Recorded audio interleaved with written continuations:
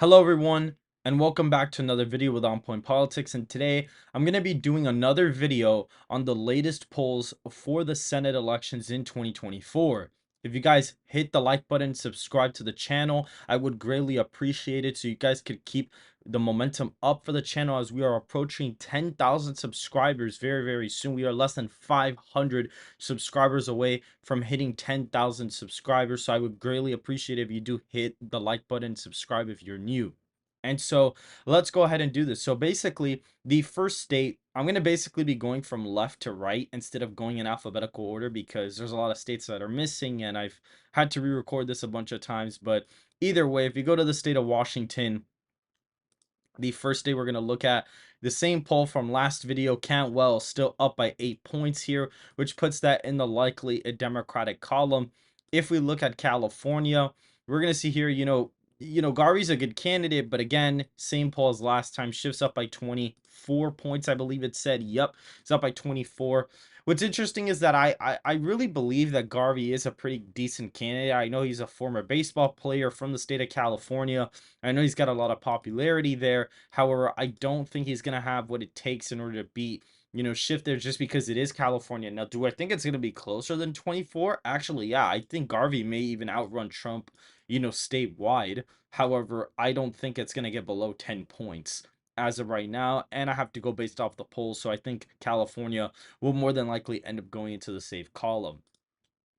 Nevada is the next state that we have to look at. If we look at Nevada, Brown is down by 8 percentage points as of right now, according to the latest poll, with Rosen up by 8 points. Now, do I think this race is going to be closer? Yeah, I think it's going to be a lot closer. I actually think Brown has a legit chance of winning here, but it is still kind of a toss-up race. The next race we do have is the state of Utah, in which it's only primary contest for the nomination. I suspect that Utah probably is over a 10-point win for the Republicans.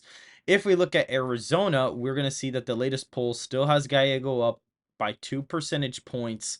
As of right now, from the Emerson College poll, they pulled Trump and Biden, and they also pulled Gallego and Lake. And the poll that probably had Trump beating Biden by a couple points has Gallego beating him by 2. However, I do feel like with the lower propensity voters that show up for Trump on election day, I think Republicans on the Senate level will do a lot better. I think Lake has a legit shot at winning this. And so she is only down a couple points according to the latest poll. If we look at Montana, which is pretty interesting. If we actually go to Montana, same poll, he's up by 3 percentage points as of right now. John Tester is the Democratic incumbent senator of the state, and he's been around for a couple of years. And so since every election cycles every 6 years, sometimes they're on off years, and it's a lot easier for those Democratic candidates and deep red states like that to win. And Montana, even in 2008, and I believe he got elected back in like 2006, I believe it was, is when he got elected. That was a very big blue wave year, and 2008, Montana voted for McCain by 2.3%, so that was not really a good look for Republicans even back then. However, right now I think he would be favored to win this race by over 10, but the latest poll has him up by 3 points. If we look at the state of Wyoming, we'll see that this actually there is no polling data from this year. That's going to be safe a Republican though, based on my personal opinion. If if there's no polling data for a certain election from this year, I'm going to kind of just go off my personal opinion. New Mexico, there is no new polling data. They're actually, from what I understand, they are basically recruiting the electoral juggernaut, candidate of New Mexico, which was a Republican beforehand. Now they're getting the daughter of that candidate to run for the seat. So maybe the race is under 10 points. I'm gonna leave it as a likely, and I'm gonna be doing more research on this.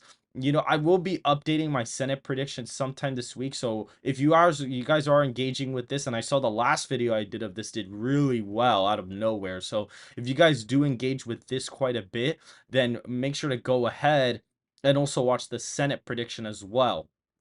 The state of Hawaii, I believe, has no new polling data. We're going to put that in the safe Democratic column. If we go to North Dakota, I believe it's going to be the same poll as before. We're going to go to North Dakota.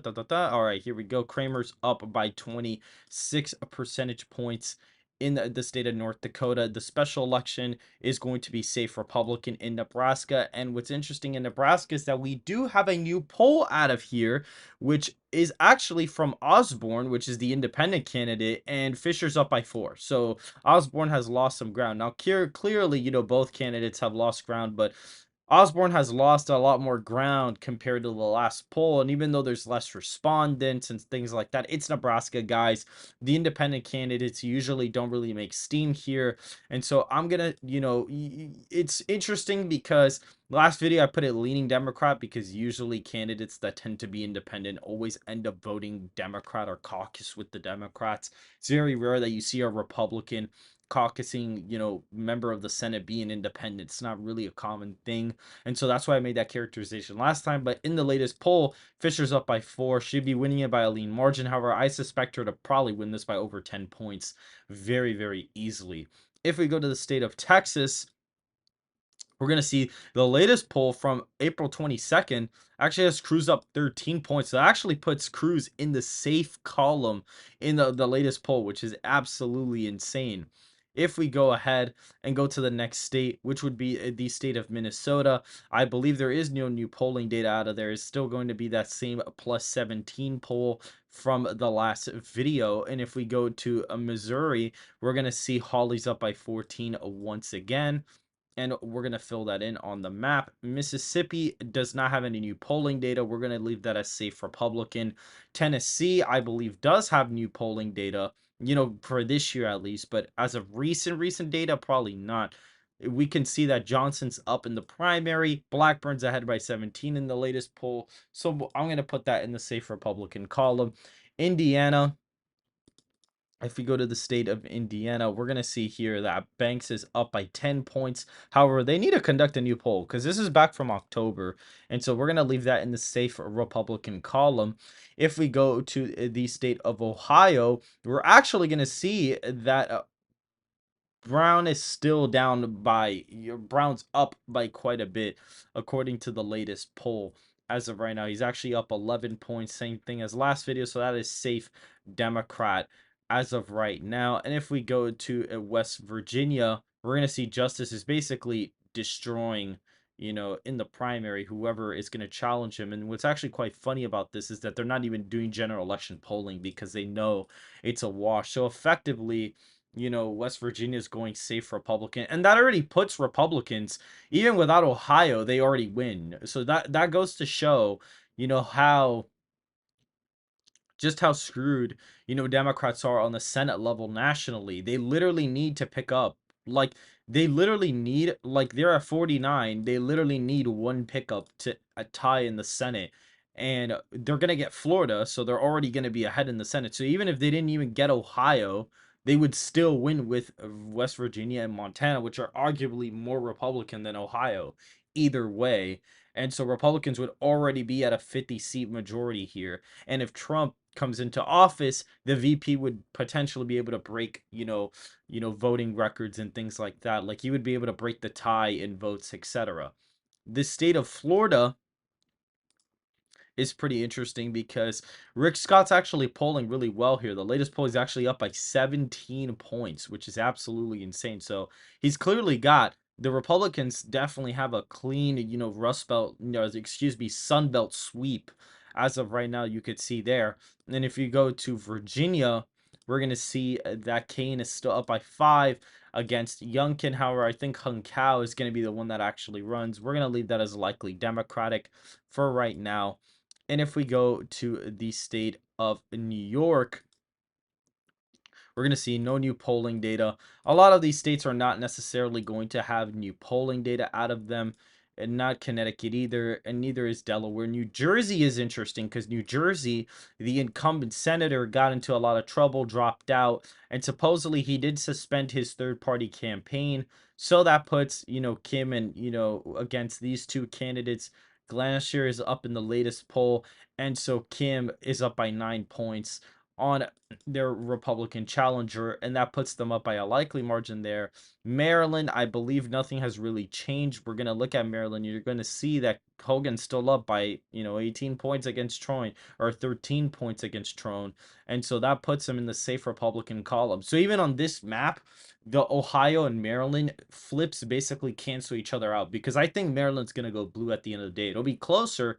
I think it's going to go blue, though. And Ohio, I would say for sure goes red, because Trump's probably going to win the state by 10 as of right now on election day. Like, if I had to go into the future and say how much Trump's probably going to win Ohio by, he probably wins it by 10. And so that's what I see.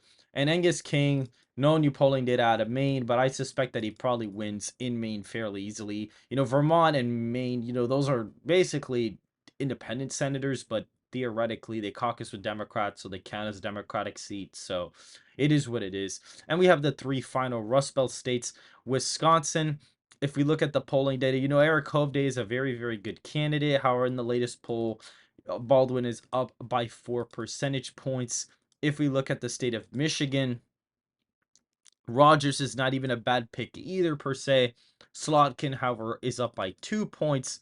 And if we look at Pennsylvania, McCormick will definitely not be the best pick for Republicans. Casey's a very strong incumbent. He is up by 4 percentage points in the latest poll. That puts Republicans at 52 seats to 48 seats in the Senate. And that's a +1 pickup from the last video where Nebraska's poll finally flipped in their column. Ohio, I expect to go red. So even in this scenario, if they were to somehow pick up Maryland, they would be able to win 53 seats. However, I think that these are, Ohio and Maryland are going to basically trade parties by the time election day comes. And so the result could possibly be 52 seats to 48, if, statewide Republicans underperform. But I think Trump might be able to carry